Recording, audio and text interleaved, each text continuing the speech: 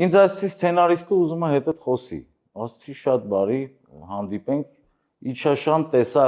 իմ նման էլի ոնց որ քաստինգ անցած տղեկ են նստած սպասում են, ասացի տղեկ ջան, ինչ որ չափով ճանաչում էի էլի։ Բոլոր ինստիտուտից ասացի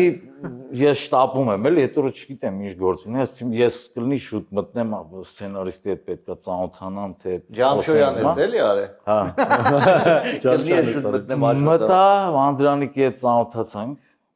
ասեց ինչ կերպար, այ օրինակ ինչ ես պատկերացնում, ես էլ բանից անտեղյակ չէի պատկերացնում ինչա կարող, ասեցի Անդո ջան անկեղծ ինչ գրես խաղամ զարմացավ։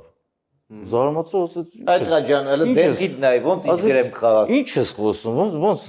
ինչ գրեմ, ասեց խի այդպես վստահ ես քո վրա, ասեցի հա։